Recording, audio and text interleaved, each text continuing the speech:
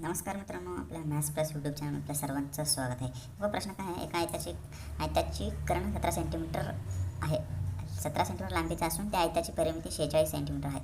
त्या आयताचे क्षेत्रफळ किती? हे बघा, हे 2024चा प्रश्न आहे. हे बघा, आपल्याला काय करायचं आहे, अगोदर नीट प्रश्न वाचून घ्यायचा आहे. एका आयताची एक कर्ण आहे म्हणजे आपण अगोदर एक आयत काढू. आयत या प्रकारचे असतो, दोन बाजू समान असतात, हे समान असतात, हे पण समान असतात. त्याच्यामध्ये आपल्याला एक कर्ण दिलेत, हे एक बाजूचे कर्ण दिलेले आहेत. एक कर्ण दिले, ते कर्णाची हे जे लांबी आपल्याला 17 सेंटीमीटर दिले. आणखी ह्याची परिमिती दिलेत. ह्याची परिमिती म्हणजे परिमिती ह्या चार बाजूंची बेरीज असतो. म्हणून ह्या बाजूला आपण ए म्हणू, तर ह्या बाजूला बी म्हणू. म्हणजे हा म्हटलं तर हा पण एच असतो, मग हे बी म्हटलं तर हे पण बीच असतो. म्हणून इथे कसं करायचं बघा, त्याने अगोदर आपल्याला परिमिती दिलेत. परिमिती लिहून घेऊ. ही बाजू बी अधिक पुन्हा ए येतो, पुन्हा नंतर बी, ह्यांची परिमिती 46 सेंटीमीटर दिलेत. आपण ह्या दोन्ही बाजूंना ए आणि बी म्हणलेलं आहे, कारण हे तर कुठल्या ना कुठल्या सेंटीमीटर असतं. तर मला आणखी जास्त कळवण्यासाठी ए सेंटीमीटर तर बी सेंटीमीटर म्हणून ह्या आपल्याला इथं काय विचारलं, क्षेत्रफळ विचारले. म्हणजे आयताचे क्षेत्रफळ काढायचे. म्हणजे ह्या दोघांची गुणाकार आपल्याला पाहिजे, म्हणजे त्यावर आपल्याला आयताचे क्षेत्रफळ येणार आहे. नंतर ह्या दोघांची व्हॅल्यू काढायची. नंतर ह्याची व्हॅल्यू काढून त्यावर आपल्याला क्षेत्रफळ काढता येईल. आता पुढे बघा, हे 2a अधिक हे 2b होते, हे बी म्हणून 2a अधिक 2b, ह्यांची परिमिती आपल्याला 46 दिलेली आहे, म्हणजे 46 सेंटीमीटर दिलेलं आहे. हे बघा, हे दोघांमधून मी 2 कॉमन काढतो. 2 हा ए अधिक बी 46 आहे त्याचा, हा 2 इकडे खाली गेल्यावर भागाकार होतो. ए अधिक बी ह्या दोघांचा बेरीज 23 येतो. 23 ह्याच्यावरनं पण आपल्याला एक आन्सर काढता येईल.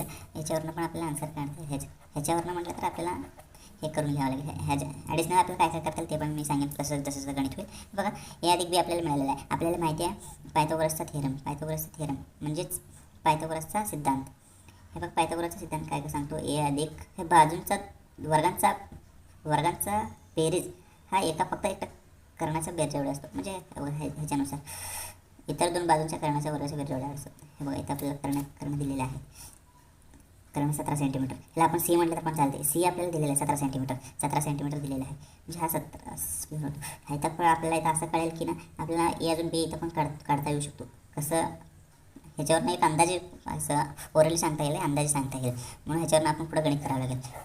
ह्याच्यावर ए अधिक बी ह्याचा वर्ग आपल्याला 289 माहिती आहे. 17चा वर्ग 289 आपल्याला हे माहिती आहे. ह्या दोघांचा हे बेजिक राशीमधलं हा सूत्र आहे. हे बघा, ह्याचं आपण पूर्ण फॅक्टराईज म्हणजे हे ओपन केलं ना आपण, b² अधिक 2ab म्हणजे हे बघा, हेच आपलं क्षेत्रफळ आहे. ए बी म्हटलं तरच आयताचं क्षेत्रफळ आहे. आपल्याला a² अजून b² व्हॅल्यू तर आपल्याला माहिती आहे. बघा, इथं आहे. बघा, इथं आपण आता काय करायचं आहे बघा, a² अजून b² व्हॅल्यू इथं पुटअप करायचं आहे. 289 आपल्याला इथे दिलेलं आहे. 280 a² b² हे इथं आपल्याला a² अधिक b²चं a² प्लस b²चा व्हॅल्यू आपल्याला माहिती आहे. बघा, हे काय a² प्लस b² आहे. 2ab आहे तसं इकडे ए आपल्याला इथं माहिती आहे. ए अधिक बी आपण इथे इथं आहे. बघा, ए अधिक बीची व्हॅल्यू आपण 23 आहे. 23चा वर्ग आपल्याला इथं करायला लागेल. 23चा वर्ग आपल्याला माहिती आहे. 23चा वर्ग 529 बरोबर 289 येतो. 289 इथं आलेला आहे. अधिक 2ab मिळालेला आहे. 2ab हे बघा, हे 529मधून 289 वजा केल्यावर आपल्याला 240 असा मिळतो. 2 केलं तर वरती 520 वजा 280 नंतर 240 असा येतो.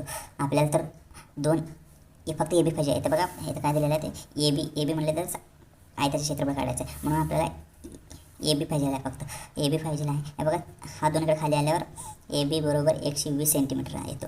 हे बघा, ए बीची व्हॅल्यू 120 सेंटीमीटर आलेली आहे. म्हणजे आयताचे क्षेत्रफळ 120 सेंटीमीटर आहे. म्हणून आपला ऑप्शन क्रमांक 120 आहे. आणखी ॲडिशनल तुम्हाला एक सांगू शकतो, आपल्याला ए बीची व्हॅल्यू मिळेल, ए अजून बीची व्हॅल्यू मिळेल नाही. म्हणजे उत्तर आपल्याला इथं सांगणार ॲडिशनल माहिती म्हणून तुम्हाला सांगतो. ए बीची व्हॅल्यू 120 सेंटीमीटर आले, म्हणजे आयताचे क्षेत्रफळ 120 सेंटीमीटर स्क्वेअर सेंटीमीटर आलेलं आहे. मग आपण तोपर्यंत 120 असं समजून घेऊ. आता बघा, आपल्याला इथे हे दिलेलं आहे.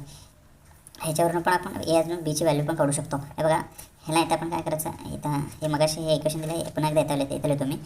हे 23 लिहितो. म्हणजे आपल्याला पण जर पुढं भविष्यात एची व्हॅल्यू फक्त एची व्हॅल्यू काढा म्हटलं तर पण काढता येईल. ह्याच्यावरून तुम्हाला काढता येत नाही. आता आपण इथे काय करू माहिती आहे का, ह्या समीकरणाला आपण बीने भागूत, म्हणजे बीने गुणूत, बीने किंवा एने गुणा, काय प्रॉब्लेम नाही. कारण इथं आपल्याला असं द्यायला मी इथं ए ने गुणतो, म्हणजे हे पूर्ण ह्याला एने गुणतो.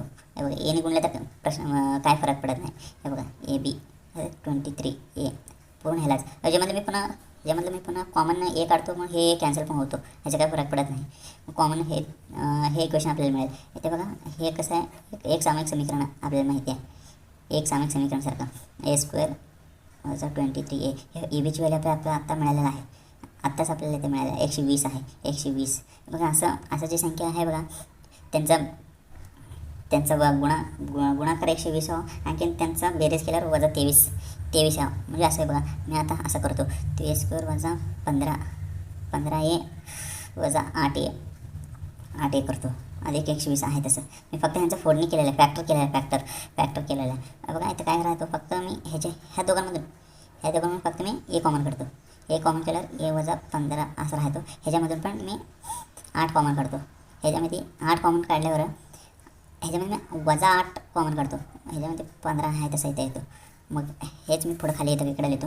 हे बघा ए वजा पुन्हा ह्याच्यामधलं हे कॉमन काढतो मी. इथं काय राहतो, ए वजा 8 बरोबर 0.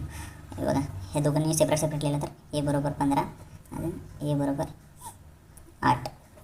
हे बघा हे दोघांचा गुणाकार केल्यावर 120 येतो. म्हणजे सॉरी हे बी आहे, हे बी एक व्हॅल्यू एची, म्हणजेच इथं काय आलेलं आहे बघा, हेच व्हॅल्यू इकडं एची व्हॅल्यू इकडे ठेवलं ना, समजा इथं ए आपल्याला मिळालेलं आहे, ए आपल्याला 15 मिळालेलं आहे, ए 15 मिळालेलं आहे. म्हणजे 120 ए बरोबर 15 आपलं बी काढायचं आहे. 120 भागिले 15 हे बी बरोबर 8. हे दोन्ही व्हॅल्यू इकडे येत असते, कारण वर्गाचं करत आहे म्हणजे दोन व्हॅल्यू येत असते.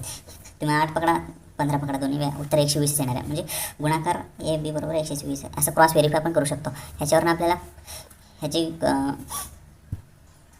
उत्तर आपल्याला इथं आलेलं आहे. ह्याच्यावरून आपण 5-6 प्रश्न तयार करून उत्तर पण सोडू शकतो. ह्याच्यामध्ये फक्त आपण एक आयताची क्षेत्रफळ विचारलेलं आहे. ह्याच्यावरून आपण ए आणि बीचा गुणाकार करून 120 असा स्क्वेअर सेंटीमीटर म्हणून उत्तर काढलेलं आहे. पण आपल्याला कधी फक्त ए पण विचारू शकतात, कधी फक्त बी पण विचारू शकतात. नंतर कर्ण दिल्यावर आतील त्रिकोणाचा तुम्हाला क्षेत्रफळ पण विचारू शकतात. ह्याच्यावरून तुम्हाला त्रिकोणाचं क्षेत्रफळ काढता येईल. मग ह्याच्यावरून त्रिकोणाचं परिमिती पण काढता येईल. तर त्रिकोणाची परिमिती आपल्याला काय आहे, 15, 8 हे 17 किंवा 15, 8, 17, 23 ते 17 म्हणजे 40. त्याच्या आतील ह्या त्रिकोणाची परिमिती 40 आहे.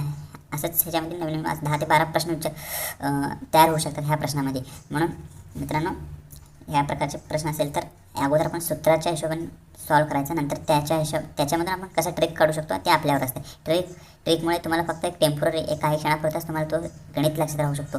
पण परमनंटली तो गणित तुम्हाला जेव्हा एक्झाममध्ये जातो तेव्हा तो फ्लॅश होऊ शकत नाही. तेव्हा तुम्हाला सूत्राचीच गरज लागतो. मेन मेथडनेच तुम्हाला नवीन ट्रिक वापरून ते सॉल्व करू शकतो.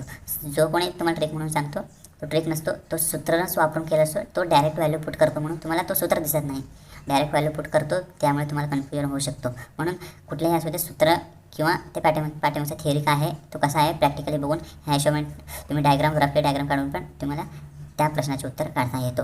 मित्रांनो हा व्हिडिओ आवडला तर चॅनलला सबस्क्राईब आणि लाईक करा आणि तसेच तुमच्या मित्रांना शेअर करा. धन्यवाद.